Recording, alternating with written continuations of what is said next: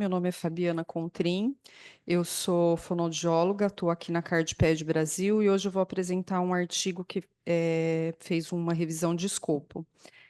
Prevalência de distúrbios de alimentação e deglutição em doenças cardíacas congênitas, uma revisão de escopo.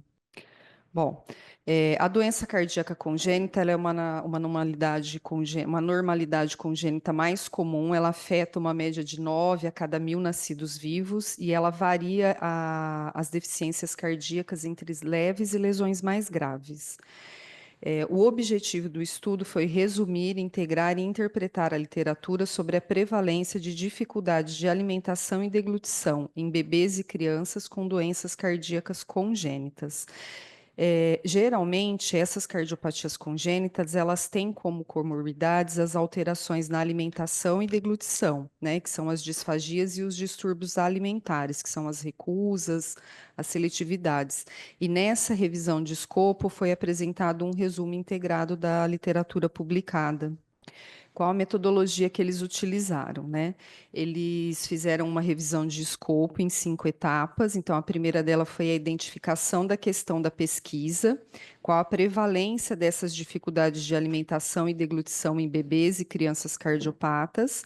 A segunda etapa foi a identificação de estudos relevantes através das bases de dados eletrônicos e as palavras-chave que foram usadas, elas foram adaptadas para atender os critérios do banco de dados. A terceira etapa foi a seleção do estudo, então, artigos em inglês publicados nos últimos 25 anos, entre 1995 e 2020, que publicaram sobre dificuldades de alimentação e deglutição na população pediátrica, de 0 a 18 anos. E o mapeamento dos estudos, que foi a quarta etapa, que foi utilizado um formulário padronizado de extração de dados para extrair dados desses artigos incluídos no estudo. E aqui a quinta etapa foi a coleta, o resumo e o relato dos resultados, que foi a revisão de escopo, apresentado com proporção da população do estudo com intervalos de confiança. E para a qualidade do estudo foi utilizado a escala Newcastle de Otaia com adaptação para 7 pontos. E aí, como que eles fizeram para chegar nesses 15 documentos aí que foram rastreados e utilizados para pesquisas? Eles identificaram inicialmente 1.448 estudos. Desses, 803 estavam duplicados. Depois eles fizeram uma triagem, né? Restaram 645, foi feita uma triagem, estratificado 600, então foram revisados 45 artigos, uma triagem de abstract caiu para 29, um estudo pós a revisão, 16, eles incluíram mais 6 estudos, e aí documentos após a pesquisa, 22, e aí desses 22 eles excluíram 7 e ficaram 15 documentos para pesquisa. Então, essa foi o fluxograma que eles utilizaram para fazer a estratificação, para chegar nos artigos que iam ser revisados, tá? Então, 15 artigos preencheram os critérios de inclusão do estudo. A maioria dos estudos, 67%, foi publicado nos Estados Unidos. Dos 5 estudos restantes, 4 foram publicados em outros países de alta renda, como um da Austrália, Canadá, Coreia e Suíça, e apenas um estudo foi conduzido em um país de renda média, a saber, o Brasil. Estudos a partir de 2003 foram selecionados, 67% dos estudos de revisão de prontuários retrospectiva, 1.107 participantes foram incluídos no artigo, variando em idade de bebês prematuros a crianças de 17 anos. A maioria dos estudos, 80%, incluíram neonatos e bebês prematuros. Um autor investigou a crianças de 2 anos submetidas à cirurgia durante o período neonatal.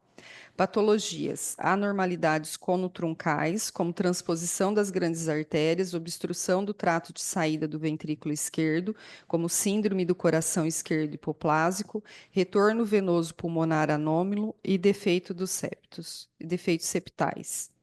Todos os estudos relataram dificuldade de alimentação e deglutição, embora as definições e avaliações usadas para o diagnóstico variassem muito, dificultando a comparação desses resultados.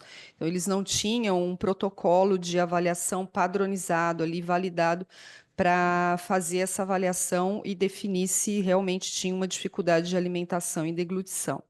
477 dos 1.107 totais incluídos apresentaram algum tipo de dificuldade de alimentação e deglutição. Foram incluídos pacientes com cardiopatias complexas cianóticas, 49,9%, e defeitos cardíacos acianóticos, 32,5%. E desse total, 42,5% tinham dificuldades na alimentação e deglutição.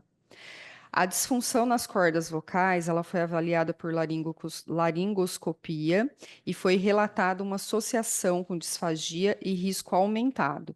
Então, a prevalência de aspiração, 32,9, a disfunção de cordas vocais em neonatos, 57,6, e pacientes com 3 anos, 8%. Então, os pacientes maiores tinham uma porcentagem menor da disfunção em cordas vocais.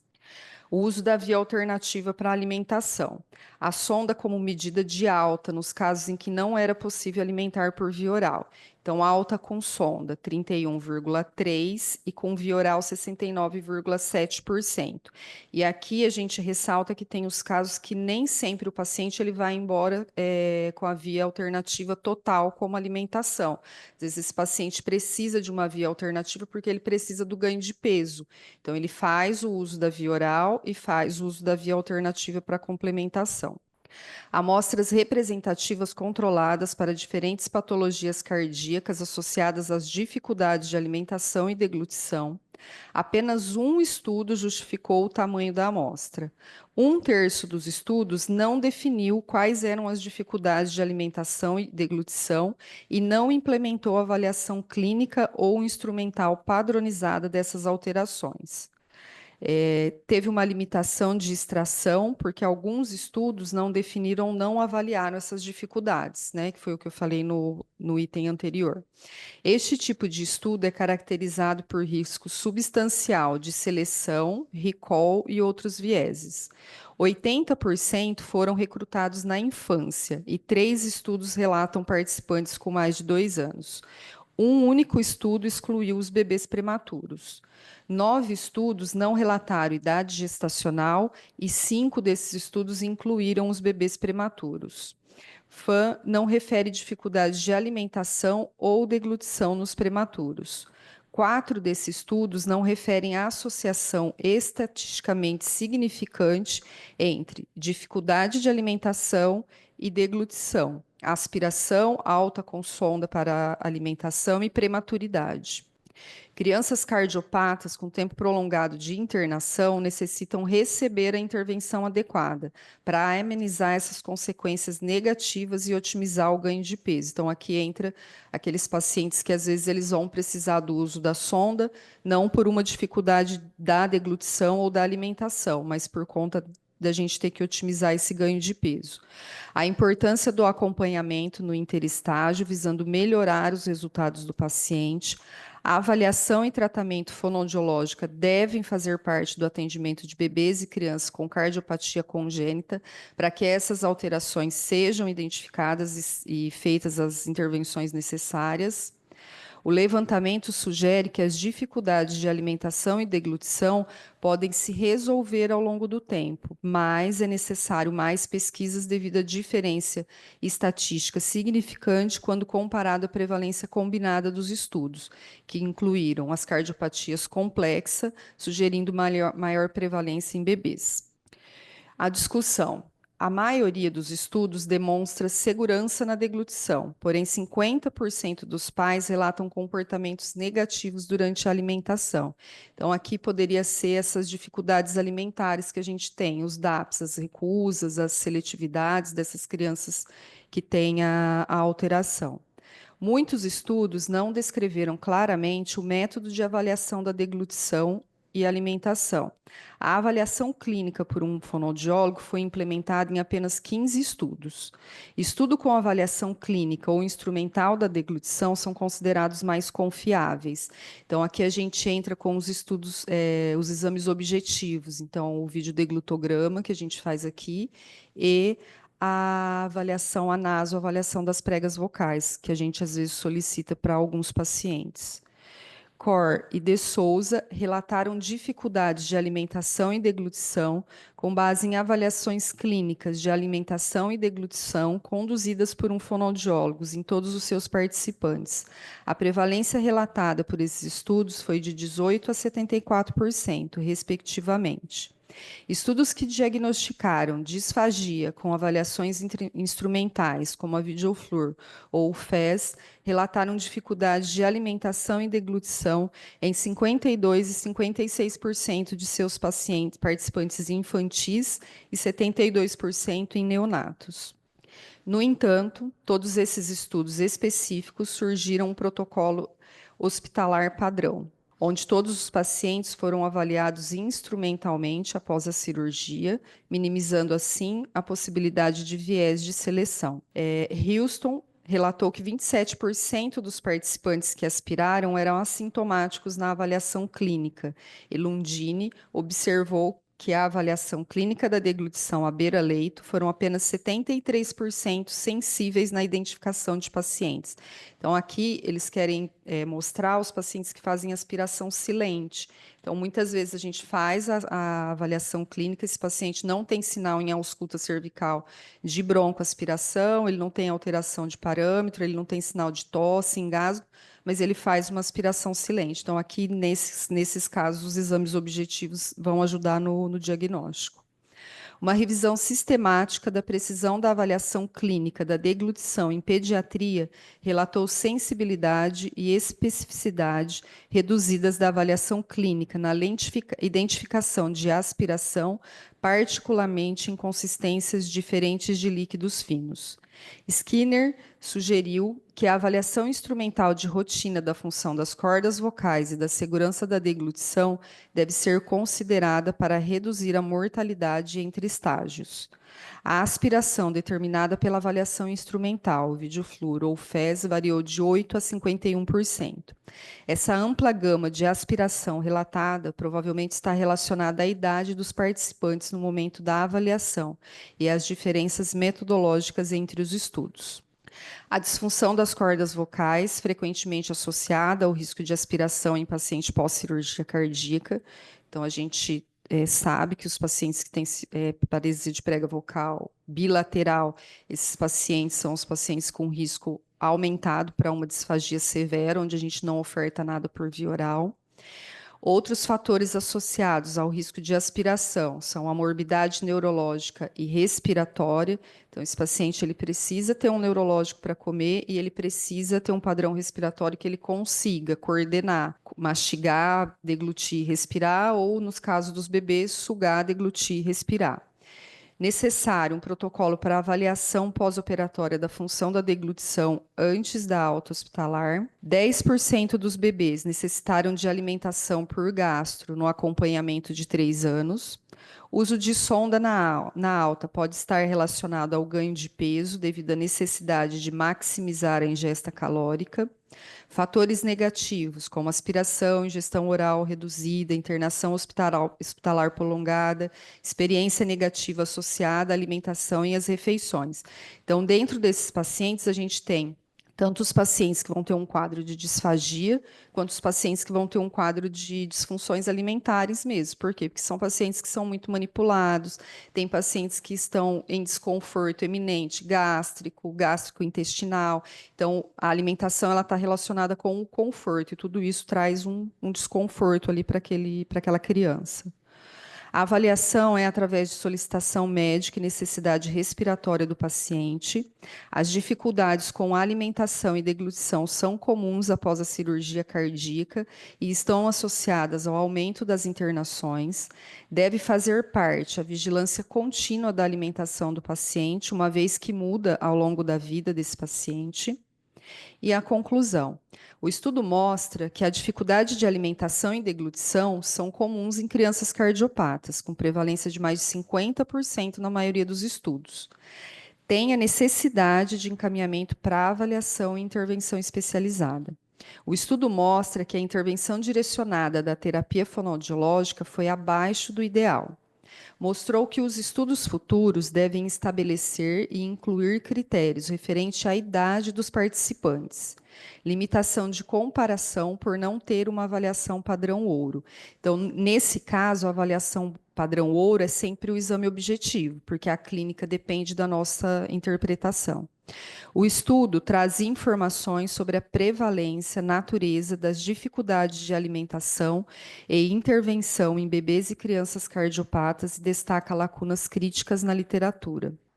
Necessidade de comparação necessidade de padronização para que possa ser comparado entre os centros e desenvolvimento de protocolos padrões ou diretrizes clínicas para comparação entre centros, a rotina de alimentação e deglutição dessa população. Então, aqui a gente tem um protocolo padrão que a gente utiliza, mas o ideal seria que tivesse uma diretriz e que todas as unidades utilizassem o mesmo protocolo para que se pudesse fazer uma comparação ideal, né, que se usassem os mesmos parâmetros. A avaliação instrumental, devido ao grande potencial de aspiração silenciosa e possível contribuição da dificuldade de alimentação e deglutição para a mortalidade no interestágio. Considerações sobre o atendimento aqui dentro que a gente faz da UTI da CARD. Então, todos os pacientes, eles são direcionados para a avaliação fonoaudiológica. Então, quando esse paciente tem condições clínicas, é realizada a prescrição médica para que seja avaliado à beira-leito, e a gente faz o uso de protocolos que são validados. Aqui a gente usa o PED-PAD. Então, nesse protocolo, a gente vai ver qual que é o modo, o tipo e o modo ventilatório que esse paciente está, qual que é a frequência. Então, nos casos dos pacientes que estão em CANAF, a gente não atende quando ou introduz a alimentação via oral quando esse paciente está com fluxo muito alto, porque a gente aumenta a chance da incoordenação lá da sucção, deglutição e respiração, ou mastigação, deglutição e respiração, e mesmo porque esse paciente perde um pouco da sensibilidade ali dessas estruturas. Exames objetivos são solicitados quando necessário, então, a naso, para avaliação das pregas vocais e como estão essas estruturas, e o videodeglutograma, que vai mostrar para a gente se esse paciente ele bronco aspira alguma das consistências ofertadas. Então, até 6 meses a gente oferta líquido ralo e líquido na consistência tipo néctar, que é o bebê, então ele só toma mamadeira, é o que a gente consegue passar. E acima dessa idade, se a criança já tem uma introdução alimentar, a gente testa todas as consistências para caso a gente precise adaptar alguma consistência, a gente faz a adaptação com o uso de espessante ou com o uso do próprio leite ali para espessar esse alimento. Os pacientes são acompanhados e é realizada a transição de via de dieta total ou parcial e orientados, acompanhados, quando necessário, a alteração na consistência do alimento. Então, a gente muitas vezes pede o videodeglutograma. A gente usa aqui na UTI aquele teste do azul, que é o Blue Dye Test. Então, quando esse teste a gente faz com os pacientes que têm atráqueo. Então, quando esse paciente está há mais de 24 horas, não precisou voltar do ventilador, a gente desinsufla o cuff, alinhado com a equipe de fisioterapia, e goteja algumas gotinhas de corante azul, para ver se, primeiro, se esse paciente está conseguindo deglutir a saliva. Se em 24 horas não teve nenhum vestígio em sonda de aspiração, a gente progride na consistência que esse paciente é alimentado. Então, líquido, quando esse paciente já tem uma introdução alimentar, a gente inicia com o pastoso, e aí depois a gente passa para o líquido, vai fazendo as etapas do teste. Tem alguns testes que ele dá o quê? Ele dá um falso negativo para a gente, ele dá falso negativo para a broncoaspiração. Então, aqui o que que a gente vai precisar? A gente vai precisar do deglutograma para poder adequar a consistência, ou às vezes esse paciente não vai ter condição de alimentação de via oral. Tá? E aí, esse exame ele vai ajudar a gente não só na mudança de consistência da alimentação, mas entender o que está acontecendo com essas estruturas durante a deglutição, para a gente poder fazer o planejamento da intervenção. Então, assim, o estudo mostra que é necessário a gente ter uma avaliação padronizada e um acompanhamento dessas crianças, né? Além do que, para levantamento de dados, precisa ter uma padronização de idade gestacional, como esses pacientes foram acompanhados. É isso.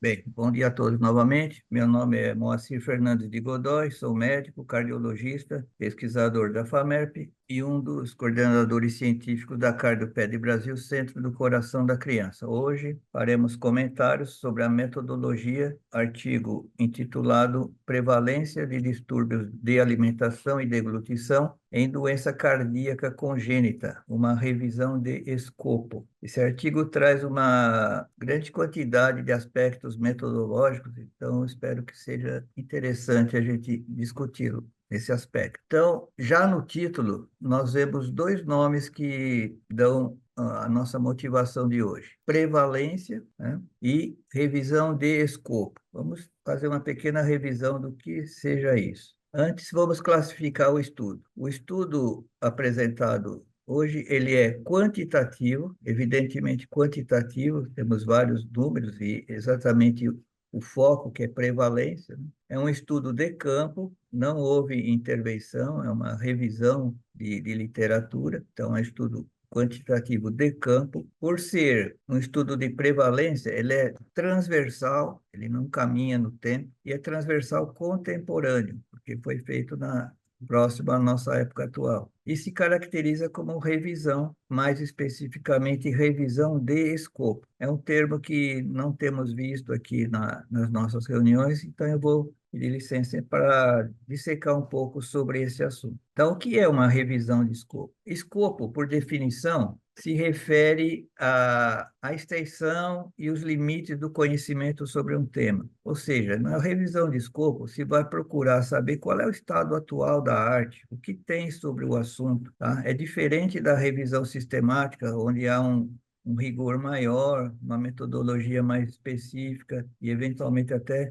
avaliação estatística chegando na meta-análise. O escopo, a palavra escopo vem do latim scopus, que significa alvo, objetivo ou campo de visão, né? Muito utilizado em termos como radioscopia, tudo que termina em scopus, né? Escopia, está relacionado à visão, à interpretação global do assunto, na sua total amplitude. Então, a revisão de escopo é um tipo de revisão sistemática, mas com um propósito mais exploratório. Seu objetivo é mapear conceitos-chave, identificar lacunas do conhecimento e sintetizar evidências existentes sobre um tema amplo ou pouco delimitado. Então, como seriam as abordagens? Por exemplo, o que já foi estudado sobre esse tema? Quais métodos foram usados? Onde estão os vazios do conhecimento? Então, geralmente, vejam bem, não há avaliação crítica da qualidade metodológica dos estudos incluídos. Isso é fundamental quando se faz meta-análise ou revisão sistemática. Tem que ser estudos de alta qualidade. Mas na revisão de escopo, ele é mais genérico, né? Mais geral. Não há uma avaliação crítica da qualidade metodológica dos estudos. Por isso que a Fabiana ressaltou, estudos que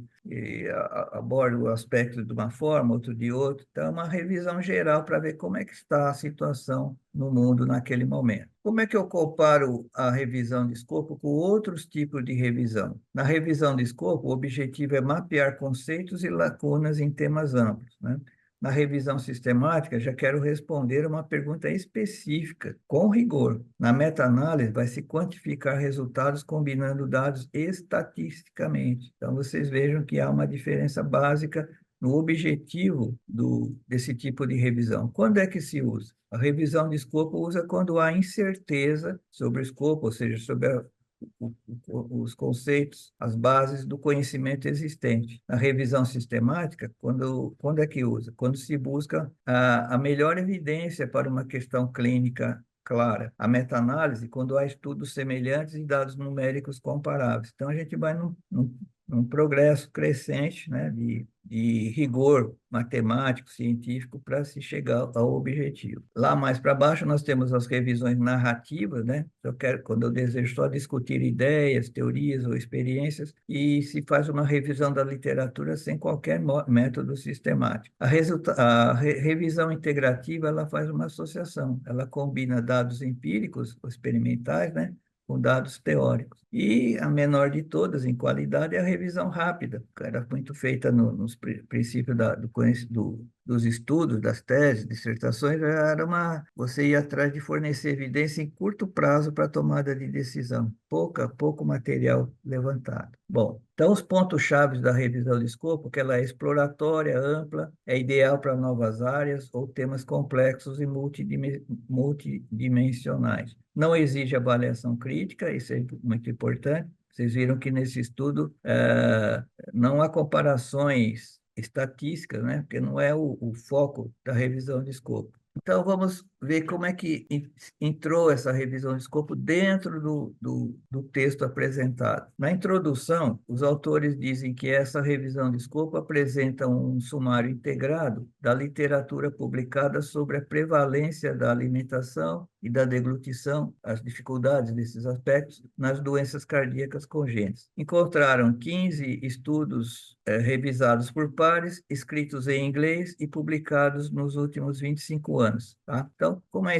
é que isso se encaixa na revisão de escopo? Então, a revisão de escopo, ela tem que dizer o que será mapeado, quais as perguntas que se quer responder. Então, está em amarelo aqui, fazendo paralelo com o que os autores falam. O que será mapeado? Então, será mapeado os problemas de alimentação e deglutição em doenças cardíacas congênitas. Quais as perguntas que se quer responder? Qual é a prevalência? Qual é a prevalência desses problemas em cardiopatas congênitos operados? Quais tipos de fontes serão incluídas? Pergunta da revisão de escopo. O autor diz 15 artigos revisados por pares, escritos em inglês e publicados nos últimos 25 anos. Então, atendeu plenamente o foco da revisão de escopo. E a pergunta principal do estudo é: qual é a prevalência desses problemas